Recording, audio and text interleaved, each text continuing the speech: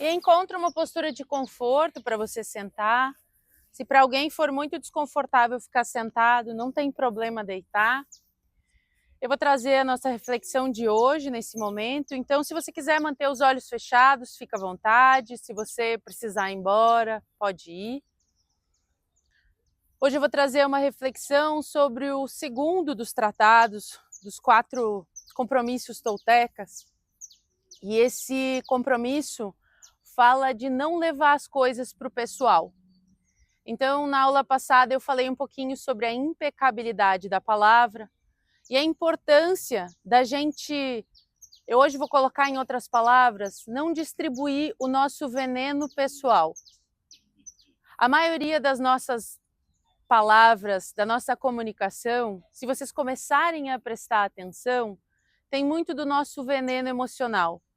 Comentários que são venenosos, às vezes fofoca.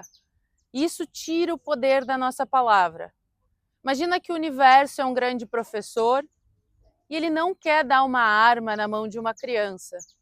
Se a gente mente, se a gente fala mal dos outros, e o pior, se a gente fala mal da gente mesmo, o universo, por consequência, tem que tirar o poder da nossa palavra.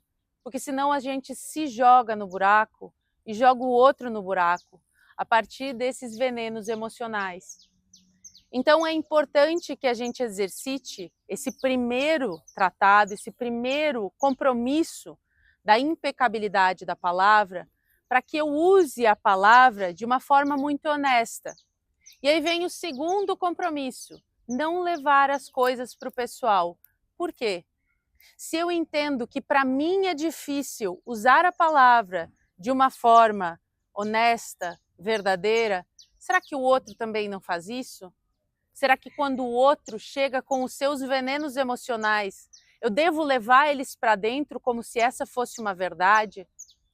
Eu começo a entender que a expressão do outro, o que o outro fala para mim, é simplesmente uma expressão do que ele vive, do mundo dele, e eu não preciso assumir isso como uma verdade. Então eu começo a entender que eu não sou o centro da vida de ninguém, a não ser a minha vida. E aí a expressão, a comunicação do outro é sobre o outro. Quando alguém me fecha no trânsito, esse alguém não queria me machucar. Esse alguém estava tendo um dia ruim, estava atrasado e desorganizado.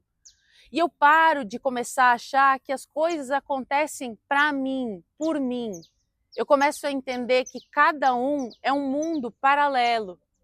E eu paro de me deixar afetar pelo que está acontecendo nesse mundo paralelo do outro. Então eu gostei muito dessa abordagem que eles utilizaram dos venenos emocionais, porque muitas vezes, dependendo se a gente está muito desatento, a gente não percebe como as nossas palavras, as nossas emoções e às vezes até olhares são um veneno. A gente olha para o outro com um olhar de um pouco de desprezo, de comparação, de julgamento. E quando eu começo a reconhecer isso dentro de mim, eu começo a conseguir olhar para o outro sem raiva e percebendo isso nele, sem se identificar. A gente entende sempre no yoga, né, que uma das grandes causas do sofrimento são as nossas identificações.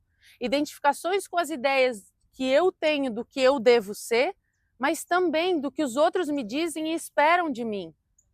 Que vida é essa se ela vive aprisionada nas expectativas e impressões do outro? Então, quando eu começo a conseguir colocar em prática isso, de não tomar as coisas para o pessoal, eu me liberto. Eu me liberto para ser eu mesmo, que é o que eu posso fazer de melhor e é o que é mais difícil. Se a gente parar para pensar, ninguém aqui é como eu. E se eu tentar aprender pela comparação, pelo exemplo, eu não estou aprendendo a ser eu. Eu sou única e eu só vou aprender o que eu quero, quem sou eu, a partir de uma escuta muito profunda de mim. Só que essa escuta muito profunda de mim, ela é muito difícil, porque a minha visão do mundo hoje foi construída a partir da minha cultura, a partir da minha família. Quantas vezes a gente se percebe ou de forma antagonista, muito irritado com o que a nossa família está fazendo, ou às vezes repetindo o mesmo comportamento. porque o ser humano é isso, a gente é uma pilha de crenças e memórias. E para a gente ir além disso, a gente precisa confiar na gente, e 2, a gente precisa aprender a se ouvir.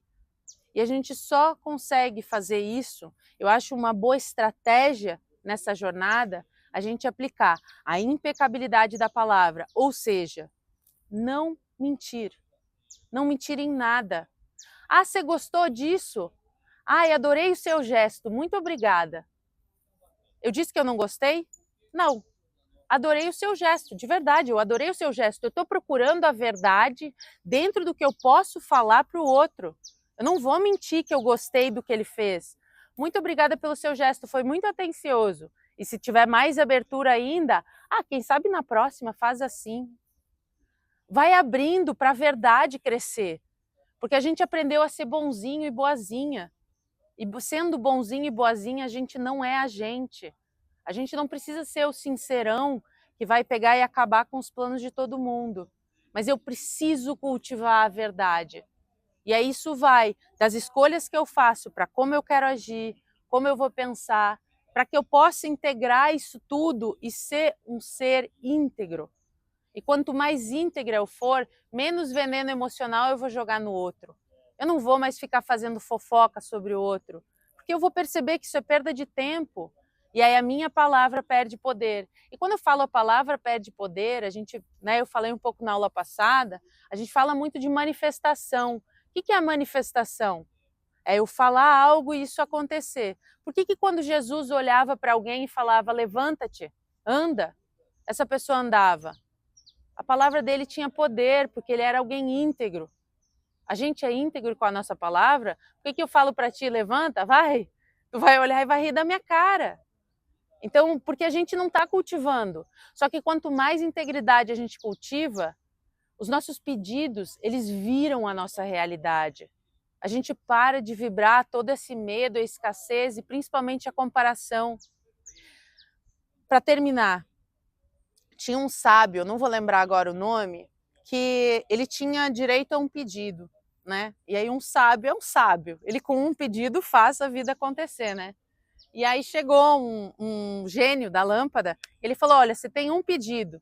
Aí o sábio pensou, e aí ele falou, que a minha vontade esteja alinhada com o meu Dharma, ou seja, que eu queira fazer o que eu tenho que fazer. Eu tenho um filho, eu vou ter prazer em cuidar, em trabalhar e prover esse filho. Eu criei esse Dharma para mim, essa obrigação. Então, que eu tenha vontade de fazer o que é meu dever. Porque eu não quero ter vontade de fazer outras coisas. Imagina se eu for casada e ficar desejando um monte de homens. Eu só estou arranjando problema para mim. Agora, quando eu peço que eu desejo o que está no meu destino, no meu caminho, cara, a vida tem como ser muito feliz. Eu desejo estar aqui dando aula e esse também é meu dever. Que felicidade! Parem para pensar como é bom quando vocês podem fazer o que vocês querem fazer. E se vocês quiserem fazer o que vocês devem fazer, imagina que maravilha. Então vamos levar um pouquinho desse pedido desse sábio para que a gente possa trazer integridade, para que a gente possa querer o que a gente deve fazer e devagarinho faça o que a gente quer fazer também, tá bom? Então vamos fechando os olhos mais uma vez. E aí no início a gente trabalhou um pouquinho com o sankalpa pessoal, né? Você criou uma frase, um direcionamento. Junta mais uma vez as mãos em prece lá no centro do peito. E aí, se você lembrar do seu sankalpa, da frase que você criou lá no início e ela fizer sentido, repete ela mentalmente.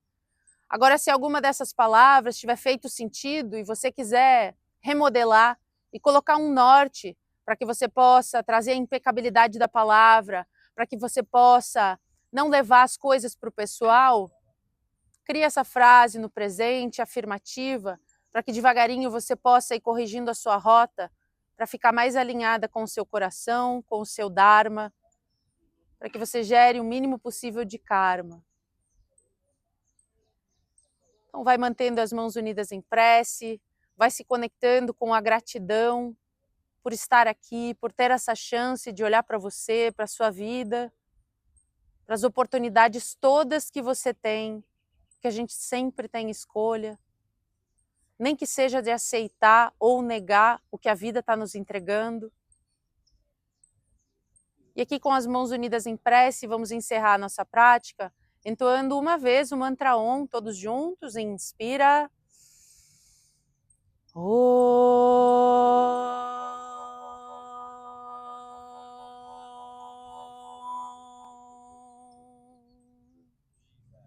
Vem flexionando a sua cabeça em direção à pontinha dos dedos, como um gesto de humildade, se rendendo à vida e deixando aqui seus agradecimentos.